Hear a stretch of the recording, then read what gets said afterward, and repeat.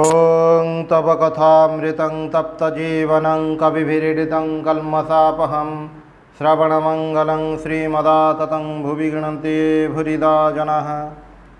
श्री श्री रामकृष्ण कथामृत पंचम खंड पृष्ठा 158। राजेन्द्रंग घरे श्रीरामकृष्ण राम मनमोहन केशव सेन प्रभृति भक्त मान संगरे 1881 ख्रीष्टाब्द। ठणठणिया गड़ी रे राजेन्द्रंग घर मनमोहन घरे उत्सव दिन श्रीयुक्त केशव राजेन्द्र बाबू को कही आपण घरे एहीपरि दिने उत्सव हेले भल हुअंता। राजेन्द्र आनंदित होई ताहारी उद्योग करिसंती। आज शनिवार 10 तारीख डिसेम्बर 1881 ख्रीष्टाब्द। आज उत्सव हेबा बोली स्थिर होईछि। आनंदर दिन अनेक भक्त आसिबे। केशव प्रभृति ब्राह्म भक्तगण भी आसिबे। एहीपरि समय ब्राह्म भक्त अघरनाथंकर मृत्यु संवाद उमानाथ राजेन्द्र को जणाइले। अघरनाथ लखनऊ सहर में राति 2टा बेले देहत्याग करिसंती। सही राति रे तार जोगे एही संवाद आसीछि। 8 तारीख डिसेम्बर मार्गशीर 24 दिन उमानाथ एही संवाद नहीं आछंती। केशवादी ब्राह्म भक्तगण अशौच पालन करुछंती। शनिवार दिन सेमाने किपरि आसिबे राजेन्द्र चिंतित हेले। राम राजेन्द्र को कहउछंती, आपण काहेकि भावुछंती केशव बाबू आसिबे नाही? ठाकुरे आसुछंती। आपण जानती नहीं जे से सर्वदा समाधिस्थ ईश्वर को प्रत्यक्ष करुछंती, जहाँकर आनंद रे जगत आनंद आस्वादन करुछि। राम राजेन्द्र राजमोहन मनमोहन केशव प्रभृति सहित देखा कले। केशव कहिले, काहेकि मु तो एपरी कथा कही नाही जे मु जीवी नाही। परमहंस महाशय आसिबे आउ मु जीवी नाही? निश्चय जीवी। अशौच होईछि, सेथिपई अलग जगार बसी खाइबी। केशव राजेन्द्र प्रभृति भक्त मान सहित कथा कहउछंती। घरे श्रीरामकृष्णंकर समाधि अवस्थार चित्र टंगा होई रहिछि। राजेन्द्र केशव को कहउछंती, परमहंस महाशय को अनेक लोक कहती चैतन्यंक अवतार। केशव समाधि चित्र देखाई कहउछंती, एपरि समाधि देखा जाय नाही। यीशुख्रीष्ट मोहम्मद एमानंकर हेउथिला। दिन 3टा समय मनमोहन घर को श्रीरामकृष्ण आसीथिले। सेठारे विश्राम करी टिके जलजग करिवे। सुरेन्द्र कहउछंती, आपण कल देखिबे बोली कहिथिले, चलंतु। तांको गाड़ी रे सुरेन्द्र बेंगल फोटोग्राफर स्टूडियो को नहीं गले। किपरि छवि उठा जाए फोटोग्राफर देखाइले। काच पछरे काड़ी बड़ा जाए, तापरे छवि उठे। ठाकुरंक छवि निया जाउछि। संगे संगे से समाधिस्थ हेले। एथर ठाकुर राजेन्द्र मित्रंक घर को आछंती। राजेन्द्र पुरातन डेपुटी मजिस्ट्रेट श्रीयुक्त महेन्द्र गोस्वामी घर अगणारे भागवत पाठ करुछंती। अनेक भक्त उपस्थित। केशव एपर्यंत आसी नाहांती। श्रीरामकृष्ण कथा कहउछंती। श्रीरामकृष्ण भक्त मानक प्रति कहउछंती, संसार रे हेब नाही काहेकि? तेबे बड़ कठिन। आज बागबजार पोल दे आसिली। केते जगार जे बंधा होईछि। गोटे जगार छिंडिले पोलर किछि हेब नाही। आउ मध्य अनेक सिकुड़ी द्वारा बंधा अछि। से गुडी को टाणी रखिबे। सेहीपरि संसारी मानकर अनेक बंधन। भगवानकर कृपा न हेले से बंधन कटिबार उपाय नाही। तांको दर्शन कले आउ भय नाही। तांको माया भितरे विद्या अविद्या दुई अछि। दर्शन पर मनुष्य निर्लिप्त होई पारे। परमहंस अवस्था ठीक बोध हुए। क्षीर रे जल अछि। हंस जेपरि क्षीर ग्रहण करी पानी को त्याग करे। हंस पारे किंतु बणी चढ़ई पारे नाही। जड़े भक्त कहउछंती, तेबे संसारीर नियम कौन? श्रीरामकृष्ण कहउछंती, गुरु वाक्य रे विश्वास, तांक वाक्य अवलंबन, तांक वाक्य रूप खुंटी धरी घूर, संसारर कार्य कर। गुरुंग प्रति मनुष्य बुद्धि करिबा ठीक नुहे। सचिदानंद गुरु रूप रे आसंती। गुरुंग कृपा हेले इष्ट दर्शन हुए। सेतेबेले गुरु इष्टंक ठारे लीन हुअंती। सरल विश्वास रे कौन न हुए? गुरुपुत्रंकर अन्नप्राशन रे शिष्य माने जे जेपरि पारंती उत्सवर आयोजन करुछंती। जड़े गरीब विधवा से भी शिष्या। तार गोटे गाई थिला।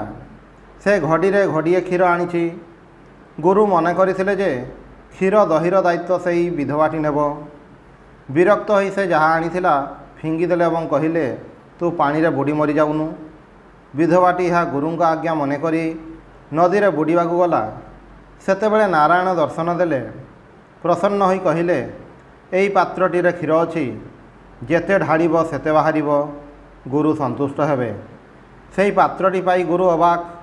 ସମସ୍ତ ବିବରଣୀ ଶୁଣି ନଦୀ କୂଳକୁ ଆସି ସ୍ତ୍ରୀ ଲୋକଟିକୁ କହିଲେ, ନାରାୟଣଙ୍କୁ ଯଦି ମୋତେ ଦର୍ଶନ ନ କରାଅ ତେବେ ମୁଁ ଏହି ଜଳରେ ପ୍ରାଣ ତ୍ୟାଗ କରିବି। ନାରାୟଣ ଦର୍ଶନ ଦେଲେ, କିନ୍ତୁ ଗୁରୁ ଦେଖିପାରିଲେ ନାହିଁ।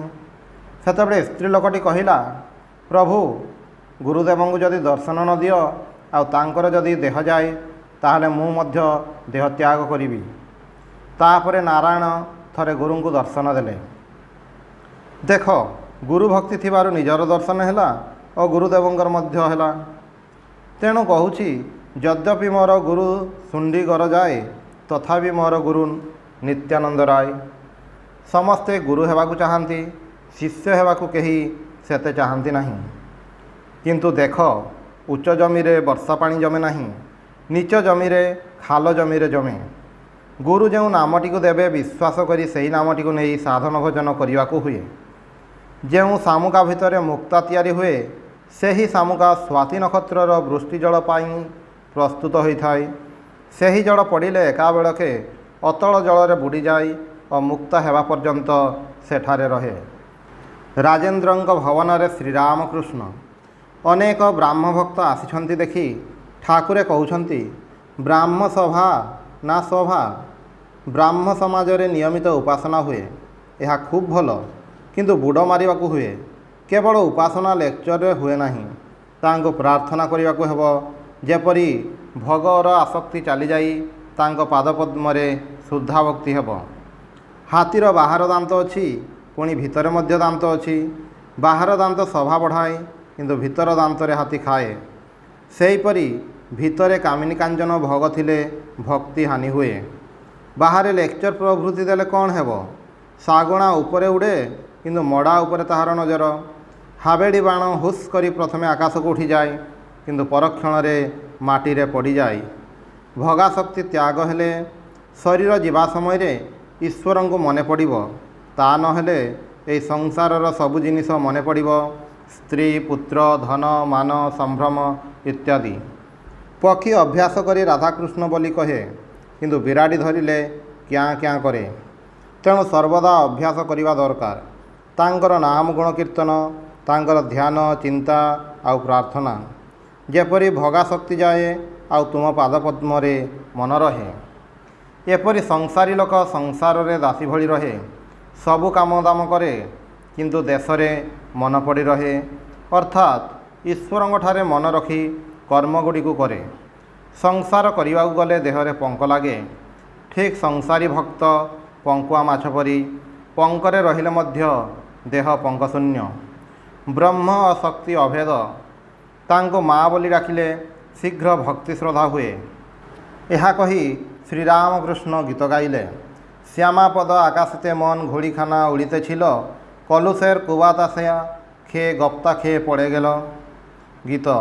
যশোদা নাচাত গমা বলে নীলমণি, সে বেশ লুকালি কথা କରାଲ ବଦନି। ଠାକୁରେ ନୃତ୍ୟ କରୁଛନ୍ତି ଓ ଗୀତ ଗାଉଛନ୍ତି।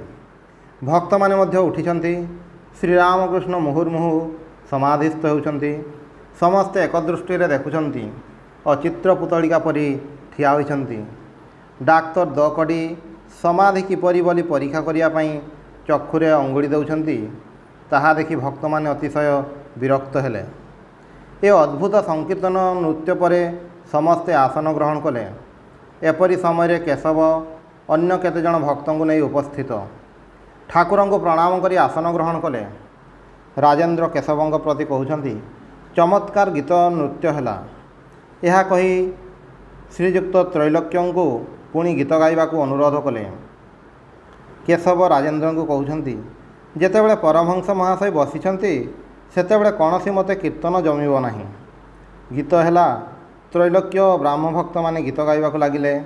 ମନ ଏକବାରେ ହରିବୋଲ ହରିବୋଲ ହରିବୋଲ, ହରି ହରି ହରି ବୋଲି ଭବସିନ୍ଧୁ ପାରେ ଚଲ।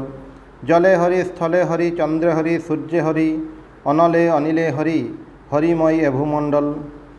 श्रीरामकृष्ण भक्त मानू खुआइवाई दी तलरे आयोजन होउछि। एवं मध्य से प्रांगण में बसी केशवंग सहित कथा कहते राधा बजार फोटोग्राफर मान पाखक जाइए से सब कथा श्रीरामकृष्ण केशवंग प्रति सहास्य कहते। आज बेस कल छवि उठाइबा देखिली जे खाली काच उपरे छवि उठे ना, काचर पिठीरे एक प्रकार काड़ी बड़ी दियंती तेबे छवि उठे। सेहीपरि ईश्वरीय कथा खाली शुणी जाती से किछि हुए नहीं, परे शीघ्र भूली जाती। जदि भितर अनुराग भक्ति रूपक काड़ी बड़ा थाए तेबे सही कथा सबू धारणा हुए, नचेत शुणी भूली जाती। एथर ठाकुरे दी तल को आसिछंती।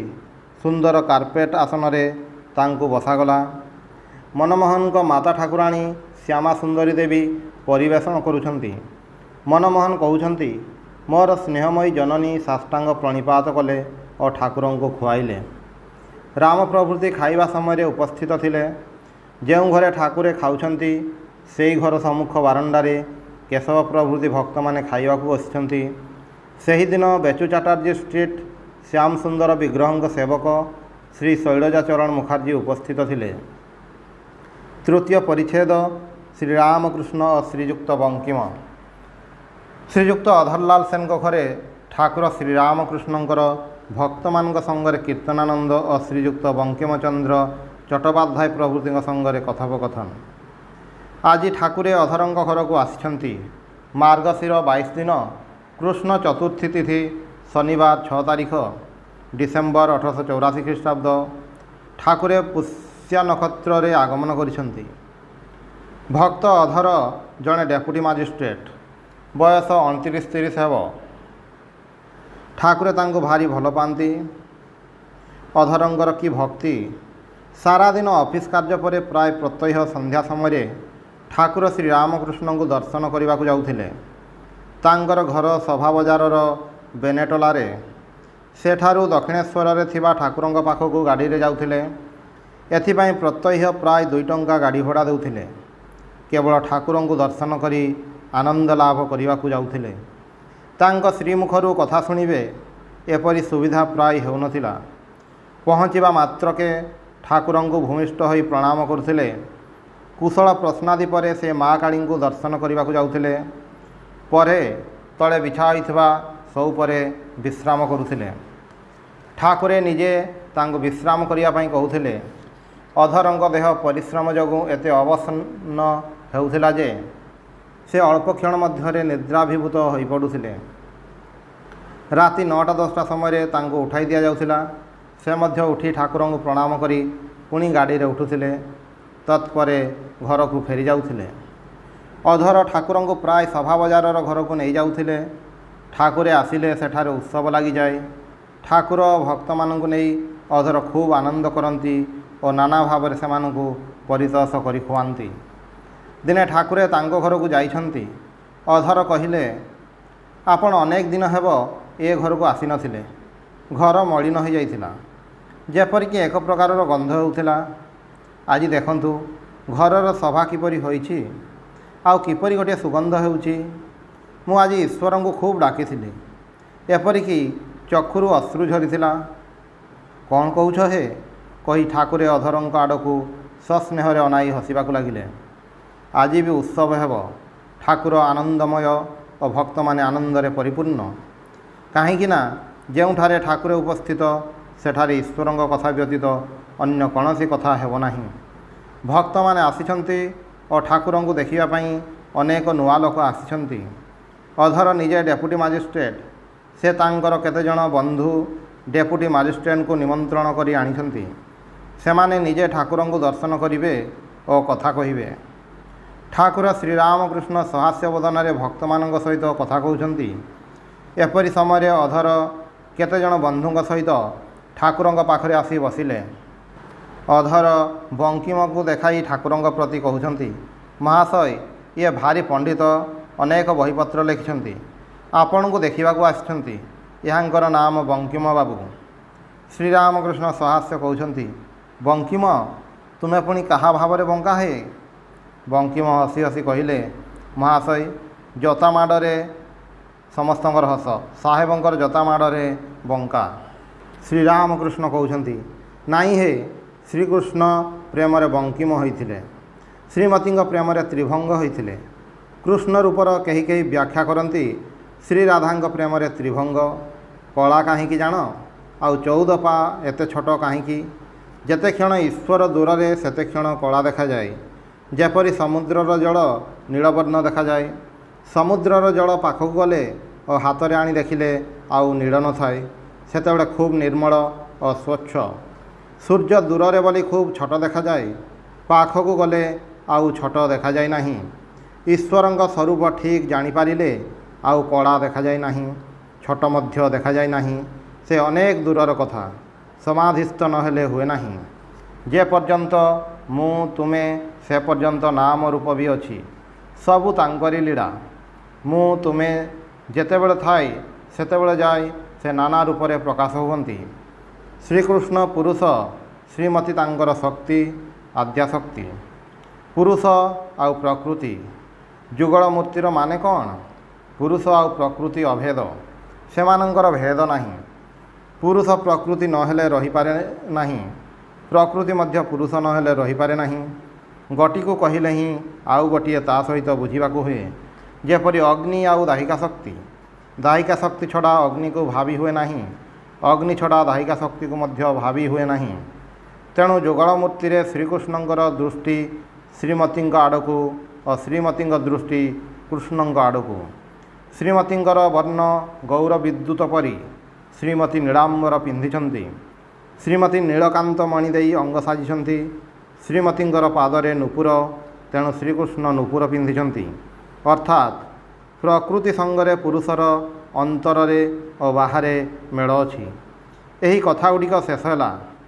एपरी समय अथरंक बंकिम प्रभृति बंधुगण परस्पर इंग्राजी रे आस्ते आस्ते कथा कहवाक लगिले श्रीरामकृष्ण सहास्य बंकिम प्रभृति प्रति कौन है आपण माने इंग्राजी रे कौन कथबार्ता करुछंती समस्तंकर हस अधर कहते आज्ञा यही विषय टिके कथा होउथिला कृष्ण रूप व्याख्यार कथा श्रीरामकृष्ण सहास्य समस्त प्रति कहते गोटे कथा मन पड़ी मते हस माडुछि शुण गोटे गप कहूँ बारिक क्षीर करने जाइथिला जड़े भद्रलोक को क्षीर करुला क्षीर करू करू तार टिके कटिगला से लोकटी डैम बोली कही उठिला बारिक किंतु डैम रो अर्थ जाने नहीं सेतेबेले से क्षुर कतुरी सबू से रखी शीत काल हेले भी हाथरू जामा उठाई कहिला तुमे मते डैम कहिल यार माने एबे कौन कह से लोकटी कहिला अरे तू क्षीर करना